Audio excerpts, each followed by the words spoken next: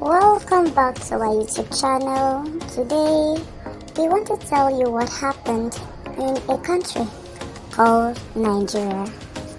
On a Thursday in the month of April, the whole world woke up to a tweet from a young lady who was shouting for help that she's being kidnapped. She mentioned the address and location of the incident, that she's being kidnapped. She mentioned the address and location of the incident, and she added phone number of the supposed culprit. Everyone who saw the distress tweet bombarded the said phone number with calls. Of course, she was in distress and people have to help her, so the phone number was bombarded with calls.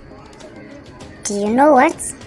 Later that day, the supposed victim retweeted that it was merely a joke, that she was not serious, that she was only playing and catching fun. Later that day, the police, of course, went to the place and the location that she tweeted and arrested everyone on site that was seen at the location.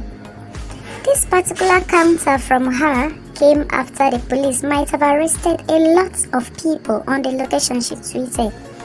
Thank goodness for our police that they were alerted and they went to the location, and she was also arrested since she said she was catching cruise.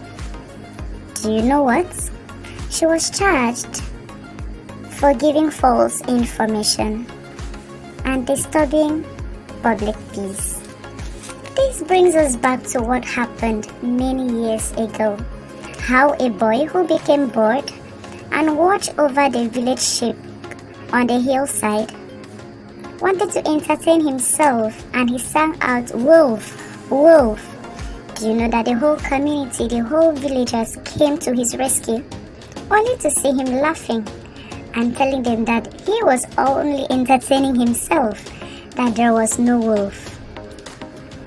The villagers warned him and told him not to ever repeat such mistake again, that he should not play with such a thing, because a day will come when he will actually look for help and people will think that he is actually entertaining himself.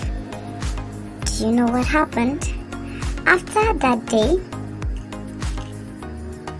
the boy saw a real wolf sneaking around his flock. He alarmed, he shouted, he made noise shouting and calling for help. But the villagers, on hearing this shout, thought that maybe it's another prank.